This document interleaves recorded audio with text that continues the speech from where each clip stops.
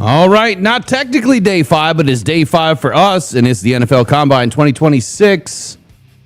We're going to break it down.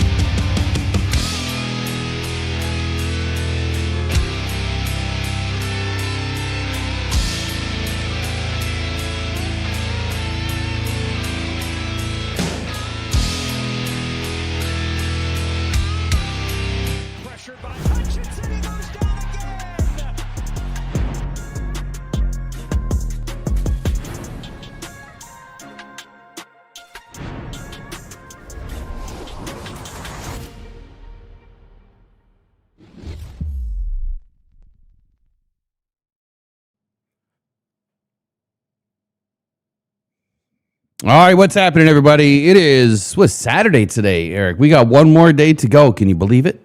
Yeah. Here, let me unmute you. That might help. Yeah, it's almost over. Yeah, it's almost over. It's been a long week. One more day of on-field drills tomorrow. All the interviews are done, and some good interviews today. Some opportunistic interviews today. Had a couple of those types of things happen this week. I mean, it's been one of those weeks, like you never know who you're going to run into. You never know who you're going to sit next to.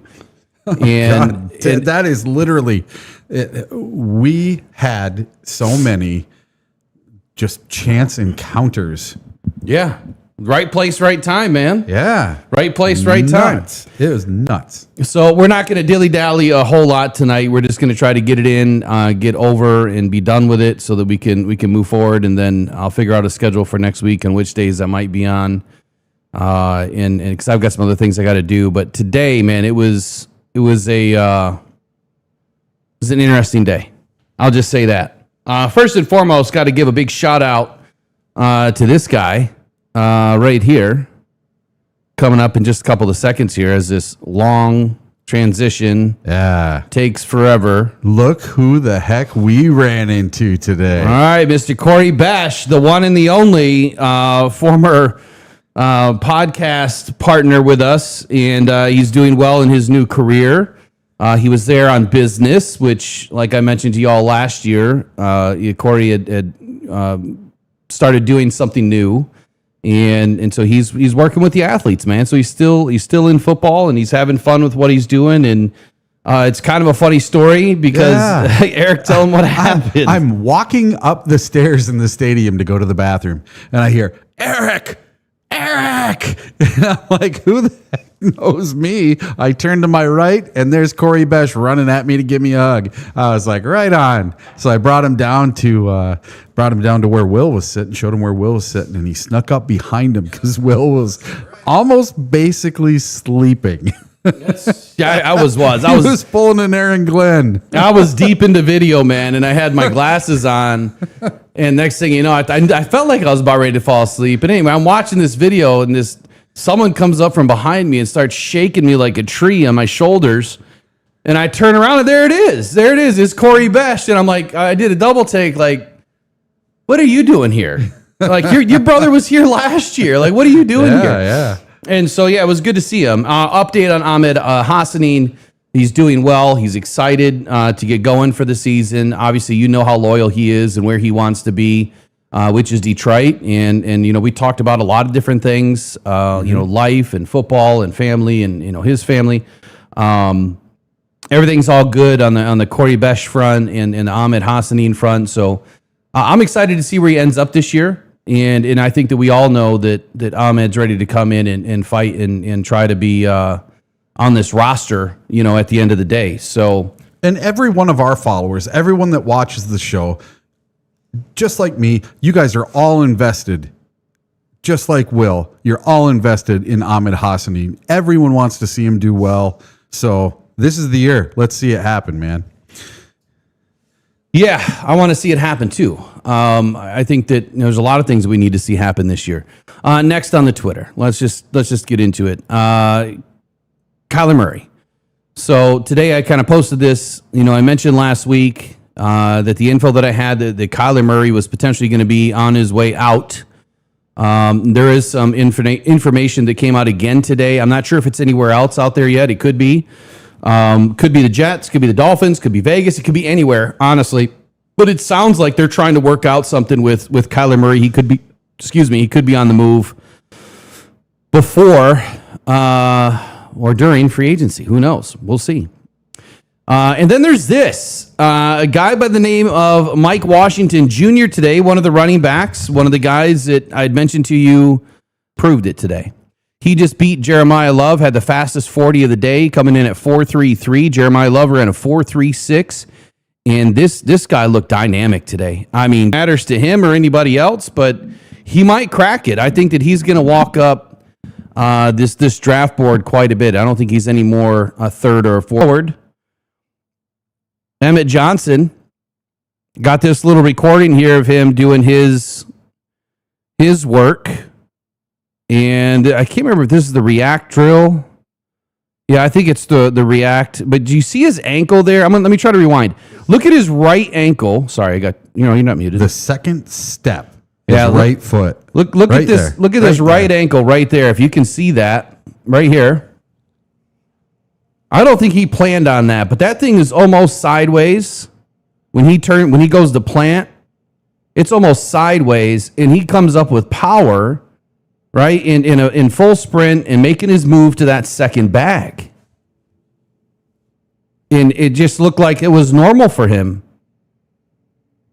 So incredible flexion in those ankles, but he had a pretty decent day. I wouldn't say it was great, but that recovery right there is exactly what you want to see.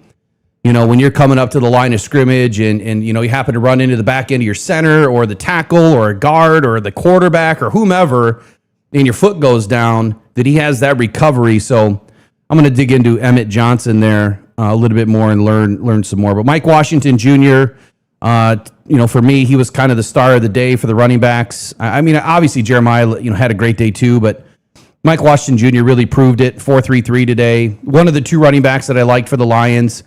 I don't have an official count, formal, informal with Mike Washington and the Lions yet. I don't know if they've actually met. I know they've met with Singleton, who was my number 2. He was the other guy. So the Lions are looking. They are doing their due diligence on the running backs. Lance Zierlein said that Washington has, I got spelling issues. Agile feet, loose hips, allows for smooth change of direction, has burst to keep the run wide. Great fit in Detroit. He's someone that could definitely fill in. He's a better version of David Montgomery, but no one could replace David Montgomery. Let me rephrase that. He's a perfect prototype body to replace a David Montgomery. We don't know what kind of player he's going to be just yet at the next level. The stats, the muscles, all that stuff looks great. But once you put on the pads, that's when the real player turns out. Austin Booker, this is our Barber, not Booker. One of my first or second interviews of the day. Got to ask him a couple of questions. Slotted to go early third round. I asked him about arm length and why it's important to his game. Let's take a listen to what Austin Barber had to say here. Yeah. Austin, arm length, you measured 33 3/4. Could you explain why your arm length is so important to your game? Yeah, there's a guy you got to get off the quarterback and get off your body so you can move him around. And I think I have pretty good size arms to get that length that I need to establish myself. At the next level, what part of the scheme do you like best? Where do you fit best? I feel like at Florida we ran a lot of different schemes. We had a lot of different plays in our playbook that allowed me to be able to fit in any scheme that in the NFL. Yeah. Austin Arm. Not a whole lot from him today, but a couple of good answers. I tried to figure out, who these guys are when I first started. So a bad story for the day. Let me switch views. The bad story of the day is that I was interviewing. I did Vega. Who was one of the first ones in this morning? On podium 5 or 4. First one I did was Caden Proctor. Can you hand me the sheet though? Yeah. I can't remember who it was this morning, but I had my camera rolling. And next thing you know, it just went bloop. And so all the questions that I asked didn't happen. They did not get recorded. And I was not happy about it. Let's see. There was Connor Liu. Yeah. There was Francis Maui Goa. Then there was Vega Lone. I want to say it was Vega Lone. Vega was the one that you didn't get the video and you thought you did. Well, it's going to be on the NFL network. We'll be able to go back and listen. But my question was, it's the fourth quarter. You're exhausted. How are you going to keep the pass rush from getting to your quarterback? Same question I asked Jake Slaughter. And so we'll have to go back and listen to it. I'm not going to play NFL Network because it'll get hit. So you guys have to go and listen to it. Great answer by him. So when you get a chance, go back and listen to it. Caden Proctor. So very interesting opportunity today. I told Eric I was going to go to, I got to wait for this long transition to clear.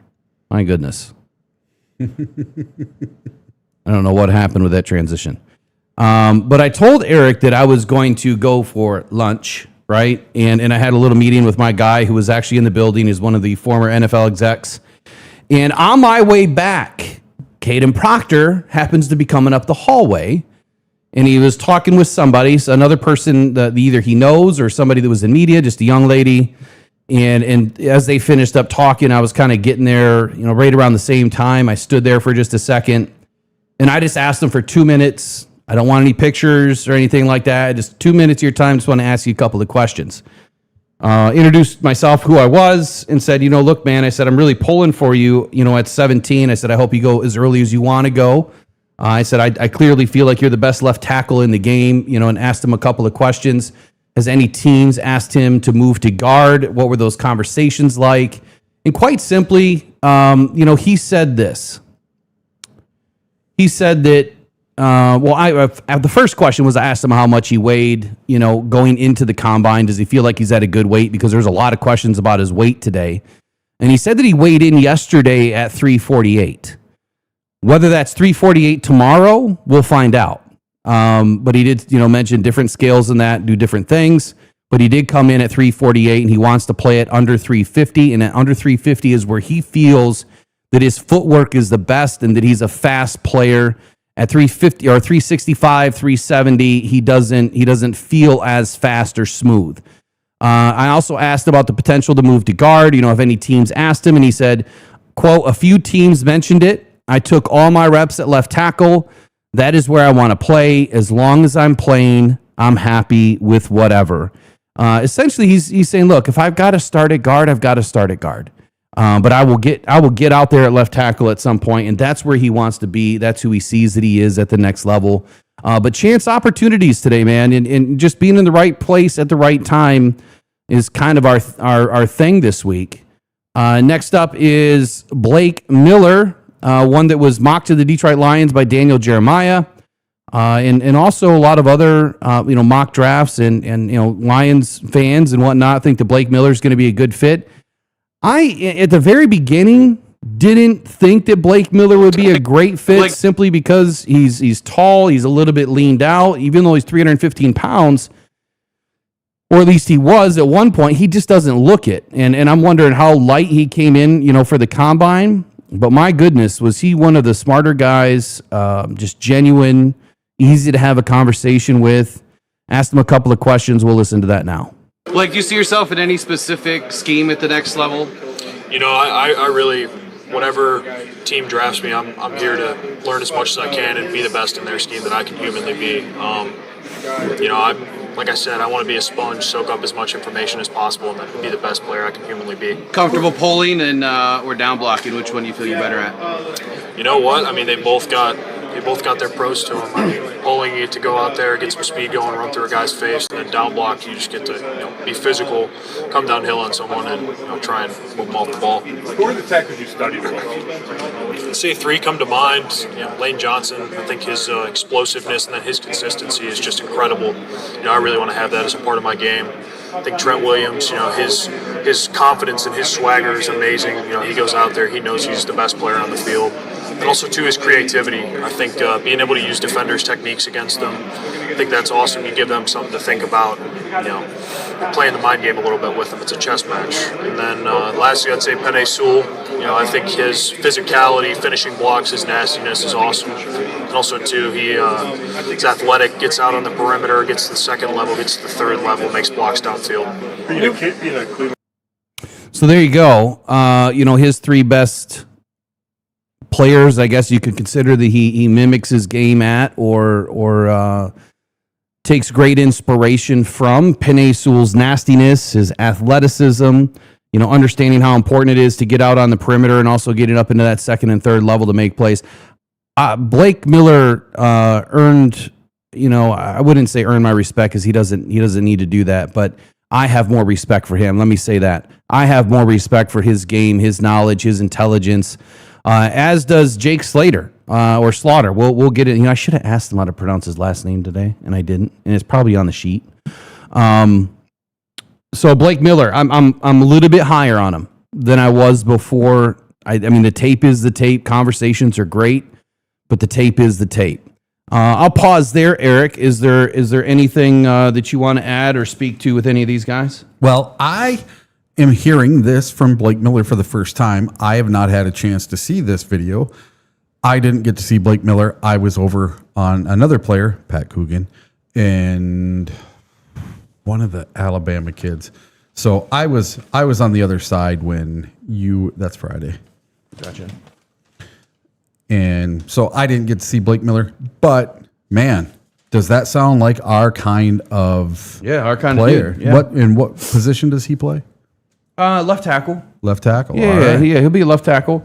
He's also been looked at to move inside to guard, which honestly, with the recent developments in Brad Holmes and Dan Campbell's press conference, and with what they're looking to do. And matter of fact, Dave Burkett did say this week that the Lions left one agent with the idea that they might be willing to move Penei Sewell to left tackle. Now that's the first that I've actually heard that, outside of Brad and Dan both saying, last season that if they had to do it in a pinch that they would, but it's not something that they want to do. That's not their first plan. That's not their first choice.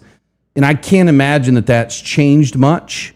But in a pinch, if Taylor Decker did retire this year and they had to move Penei to left tackle, they would do it if they are forced to.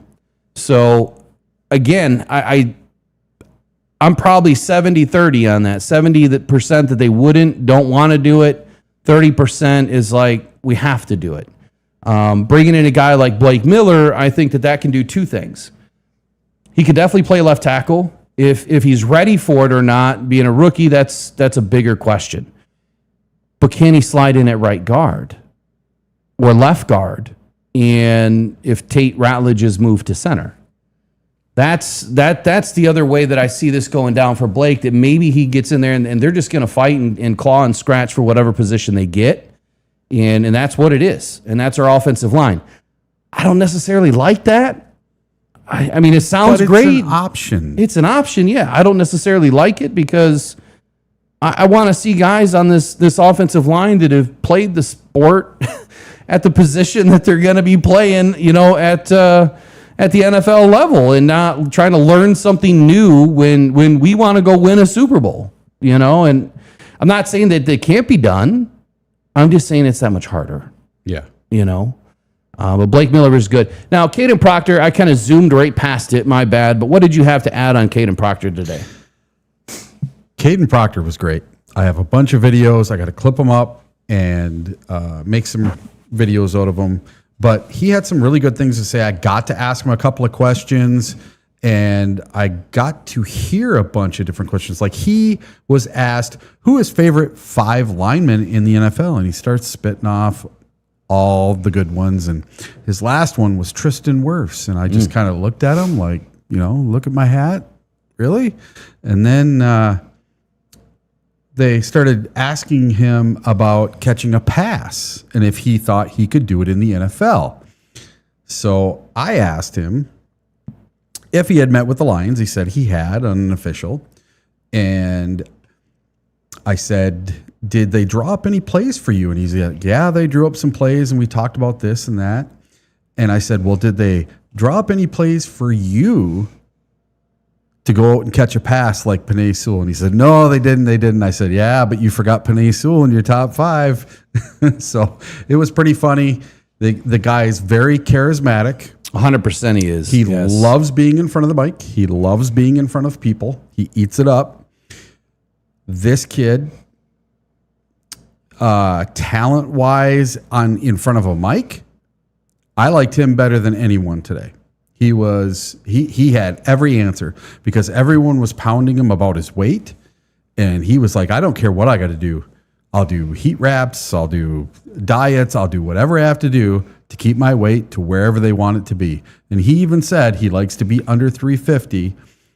When he was 365, 370, he was slow and he had bad games. But then when he lost the weight, he was quick, he was agile, and he got things done. And that's the most important thing is that he recognized the situation. Obviously Alabama worked with him on the situation. Nutrition and diet and all of that is extremely important. But I'll tell you guys this right now.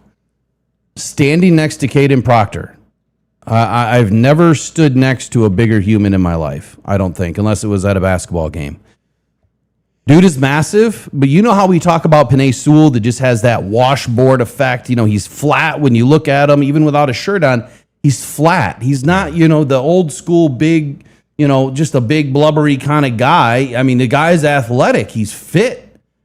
Caden is the exact same. There's less than 27% body fat on a 367-pound man. Do you remember It's insane. Do you remember the player we used to have? His last name was Gibson. He was an offensive lineman. I don't remember him. He was huge. He was like 450 pounds or something. He's just giant, right? And he had this massive gut that hung over.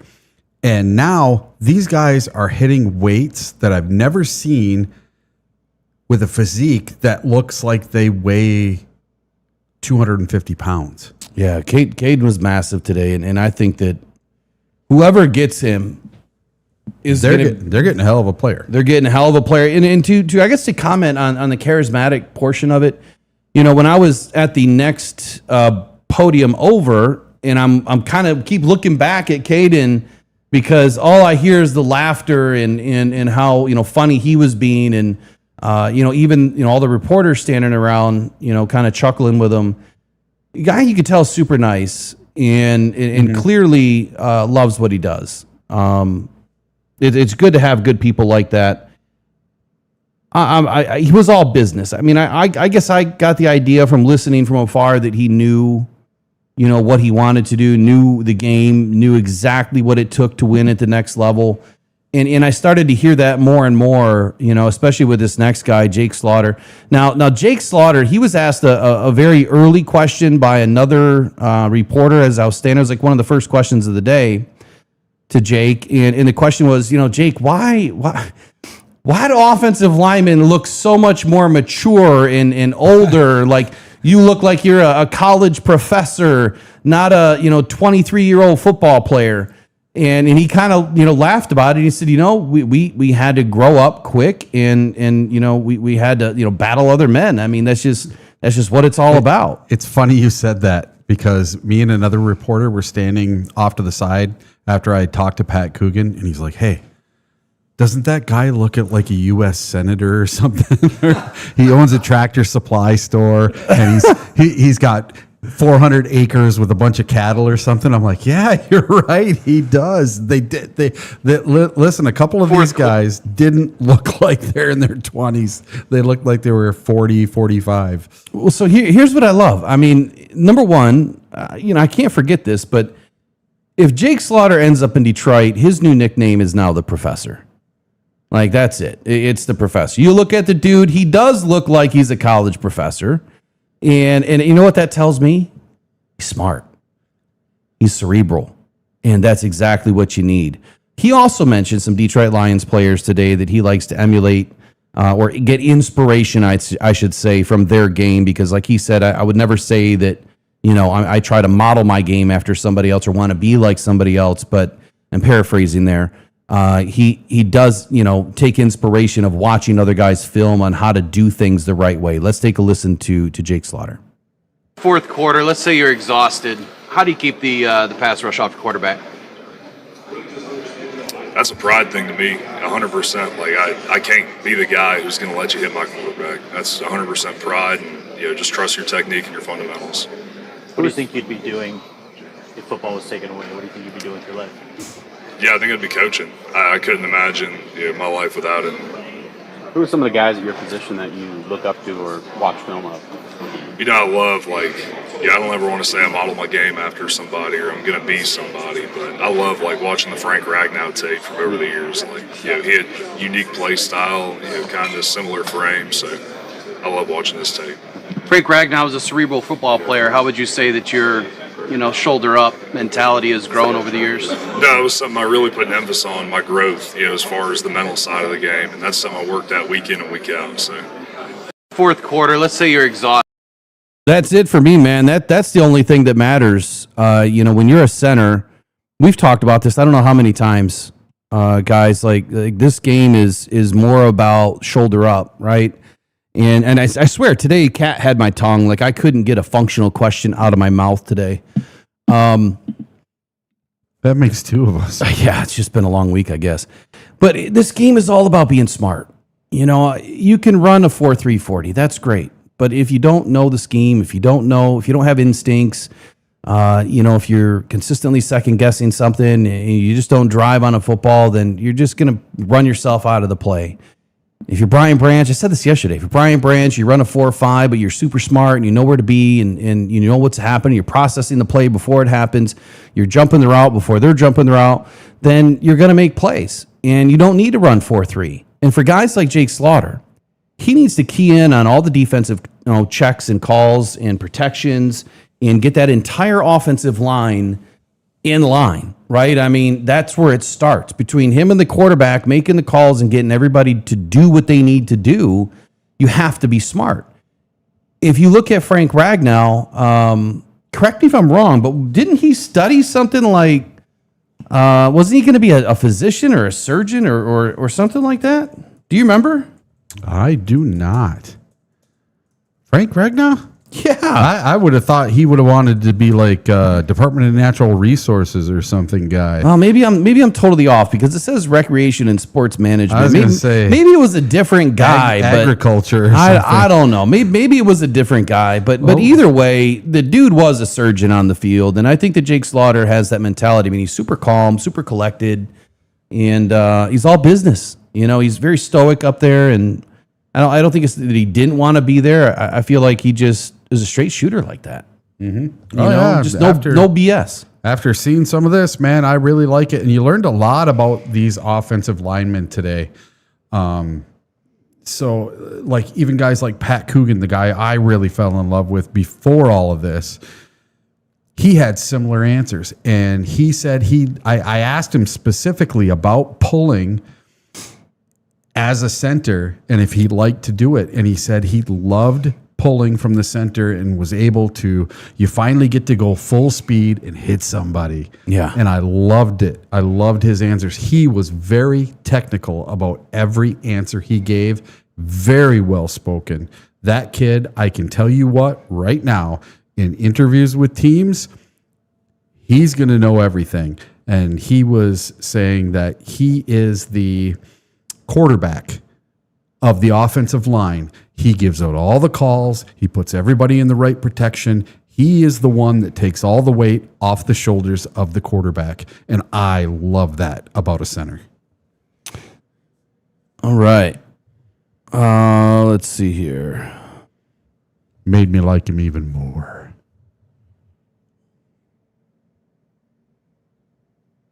Uh-oh. People being silly. Yeah, we got these, got these idiots in the chat every once in a while. Okay. Next guy up. Next guy up is the one that's gone super viral today. Linemen. Now, I didn't interview any receivers. And to answer the question in the chat, how are the 40s and the arm lengths on the guys that I like? Well, we don't know the 40s because they're not going to be run until tomorrow. But some of them have some arm lengths that were released, the measurements that were released. But they're going to be doing a lot more of this stuff tomorrow. So the official measurements, the official weights, all of that should be out. What time tomorrow? Is it 11, 10, 12? What is it? What's that? The drills tomorrow. 1 o'clock.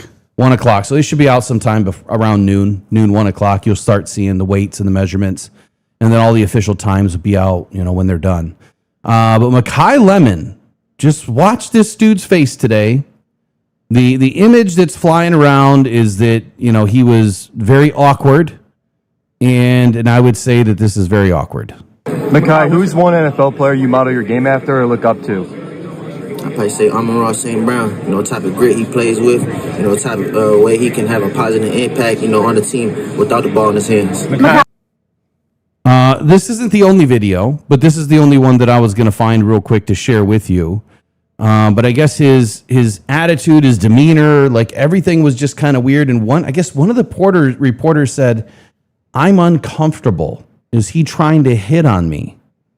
And just the way that his eyes were, and he looks, kind of, I guess, uncomfortable himself. But and just the way he answered the question, I don't know. Not good PR training, obviously, but just a difficult interaction today with reporters. I'm not sure what all that means, if it even matters. If the guy can play ball, he can play ball. And I guess tell the rest of the, all the rest of it, because that really doesn't matter. Did you guys see this today?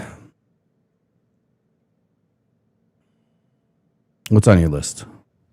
My list. Let's see. Who did I talk to today? It's all on my phone, most of it.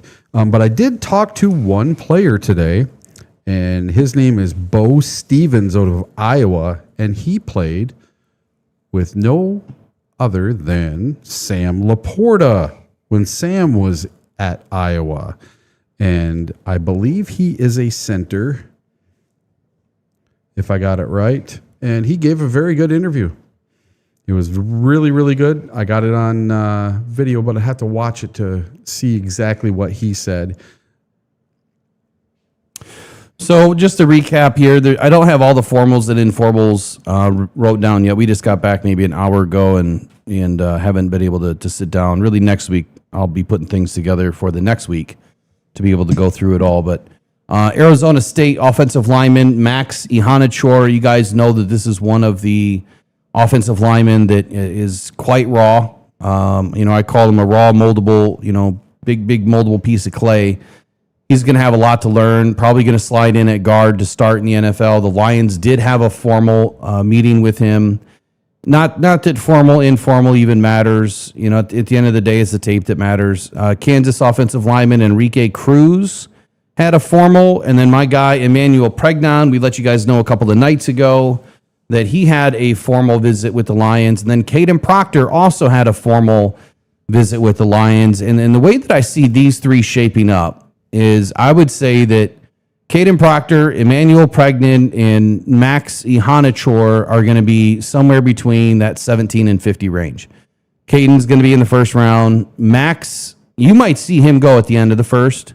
Otherwise, he's going to be day 2, round 2. Emmanuel Pregnon, you could see him go at the end of the first.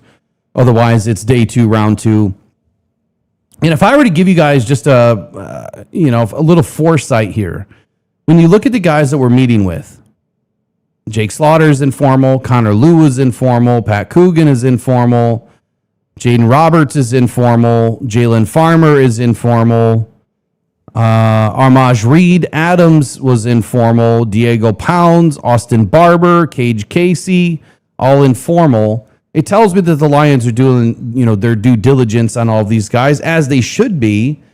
But what I'm seeing here is a lot of day 2, day 3 guys. And I think that this could be shaping up, Eric, to where the Lions are going to try to trade back. And I wouldn't be surprised if they do. Somebody might want to take Ty Simpson, the second quarterback in this draft, earlier in the first round, and they may want to make a trade with somebody to be able to get this guy before another team does. And if you think about it, the Minnesota Vikings are picking after us, and the Minnesota Vikings are, from what I heard, at the combine yesterday, that they're going to hang on to McCarthy, but they're going to also fill that room up. So I wouldn't be surprised if the Minnesota Vikings don't take another quarterback out of this draft. I can't imagine that they would take, one early. And I don't even know, do they have a first-round pick this year? They do, don't they? They do. Yeah, they do. do. They pick 18. Yeah, 18, right behind us. So it was the Packers. I'm sorry, I was thinking of the Packers. They don't have a first-round pick this year. So that's really it. Anything else you want to add for today? No, just that everyone, please remember that we get up at 7 a.m. every day. We go to the facility. We interview 100 players at once. We go from one to the next, to the next, to the next, to the next, to the next. And then we have some lunch. And then we walk over to the stadium. Yeah, maybe not today. And then we walk over to the stadium and we sit in the seats and we watch all the drills for 5 or 6 hours. Yeah, it's a lot of work. So, for me, I have a horrible memory. And sometimes it's really good, but it's only really good for a short amount of time. So having to remember quotes and things that players said earlier today, oh my God, right over my head. I took like 700 pictures again today. I took like 700 yesterday. So I have to go through them all, edit all these videos. So lots of work, lots of stuff coming up. Yeah, a lot of stuff coming up. And next year, of course, I'm looking to grow this thing. And speaking of growth, big shout out to the Chicago Tribune. Met a guy, one of the Bears reporters there. Philip Thomas. Big shout out to, was it Pretty Girls Media? Pretty Girls Love Sports. Pretty Girls Love Sports. And she's an up and coming independent herself. So hopefully going to be able to work with her on the Clemson products. TJ Parker and others. K-Part. Hopefully have her on next week or soon. And then the gentleman behind us was at First Fan Sports. Yeah, Fans First Sports. Fans First Sports. So we met them as well, and he does everybody, but Pittsburgh Steelers mostly. And then other contacts and connections. Some will remain nameless, but a lot of good people to meet. And a lot of good connections. And next year, like I said, looking to grow this thing. So we want to bring people in on the team. And if there's somebody else, if there's somebody else there that, that wants to get an experience, that wants to put a portfolio together for themselves to move on to a, bigger and brighter future within the, media, now's the time. It's time to apply and time to get to work. You just got to make sure you got the skills to lend to the team. So let your people know. Someone just asked about safeties. Safety's catching your eye. Yeah, there was one yesterday I forgot to mention. Go for it, man. There was one for me, too, that I added today. Where is he? I'm horrible with these names, so just give me 1 second to look this up. No, not Fernando Mendoza. Day before. These are all out of order of when everything went off.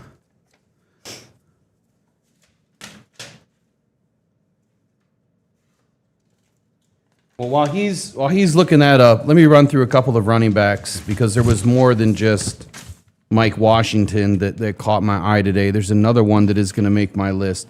So Singleton and Washington were my favorites kind of going into today, thinking of, where the Lions are going to be able to pick. And I think that there's still an option for both of those guys. But C.J. Donaldson, I thought that he had a really good showing today.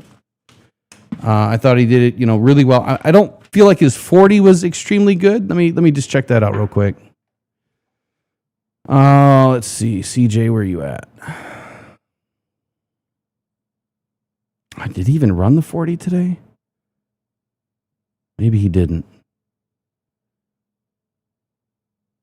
So I don't see his 40 time. Maybe he didn't run the 40.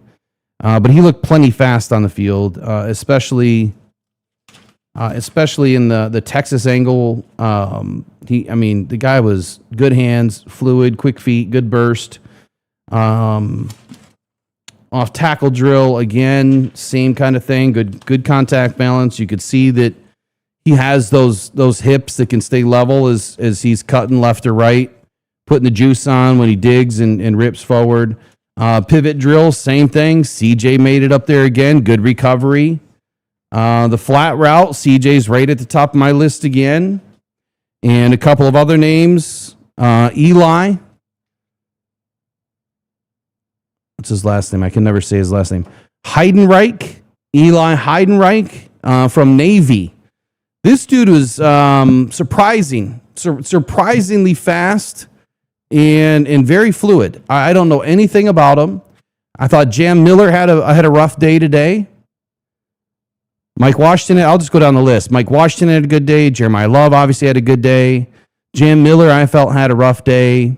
Eli Heidenreich, I thought, had a good day. Seth McGowan had a really good day. Jadarian Price had a really good day. Robert Henry had a pretty decent day today. Go back. And I thought I had Roman on my list. Maybe I don't. But anyway, I think all those guys had a pretty decent day, and that's just part of the equation, right? You run good, you test well, you do your drills with some good balance and fluidity and some speed and some burst, all the things that matter. I look for the guys to catch the ball out in front, not into the body. The way that they turn, the way that they tuck, just everything that's all involved in it. Now I have to go look at the tape for a lot of these guys that I haven't even thought about looking at. I'll look at a few. And Jadarian Price, he might be another option for the Lions. He really could be. And all these guys, as a second back to Jahmyr Gibbs, there's probably 5 or 6 guys in here that'll be really good. And there'll be a lot of them available, day 3, early into day 3. So, yeah, running backs seem to you get 1 or 2 at the top, and then you don't see another one taken until the 3rd or the 4th round. But as far as safeties go, you guys wanted to know who jumped off the page for me. I'll just go through them really quick. VJ Payne, Bud Clark, and Emmanuel McNeil Warren. Those were my 3 guys that I thought did really, really well in the drills. Some of them didn't maybe run the fastest, but I thought they looked really good in the drills, and they crushed the interviews. And then for cornerbacks, I have 3 guys. F.A. Prysock, who at first I had written down from his interview as, just very timid in his interview. But man, you put him out on the field, he was the second fastest runner of the day at 3.36. 4.36. Or 4.36. Or 4.46, excuse me. And then Toriano Pride at 4.36. He was the fastest. That kid, he crushed the interview. He crushed the on-field stuff. Fantastic. So those are a couple of the guys I really liked. And I liked Andre Fuller. So there's my 3 safeties and my 3 corners that I liked. We'll see what happens in the draft. So this guy, Jelon Kilgore, he was added to my short list this morning, 11 hours ago. That's how long I've been up, at least. Late night film review last night, so we didn't go out to eat when we got back last night, and I decided to watch a little bit of film around 10:30, 11 o'clock, and I thought that what we saw on the field was even better on the film. So he's definitely added. The rest of my guys, you'll see on the Twitter at Will Rock Jr. There's a new one, which is DFJ Sports, that I haven't done anything with, but that's where a lot of information is going to start going.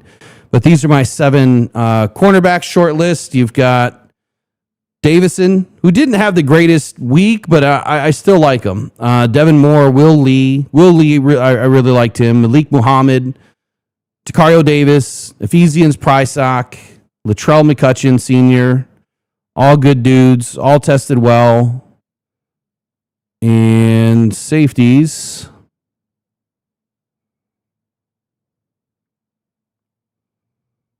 Somewhere in here we go.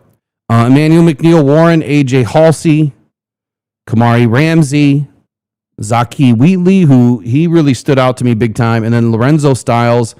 I know that there hasn't been a whole lot of airplay on Lorenzo Styles, but man, did he tested extremely well. I think he ran the fastest, and I'm positive he ran the fastest actually.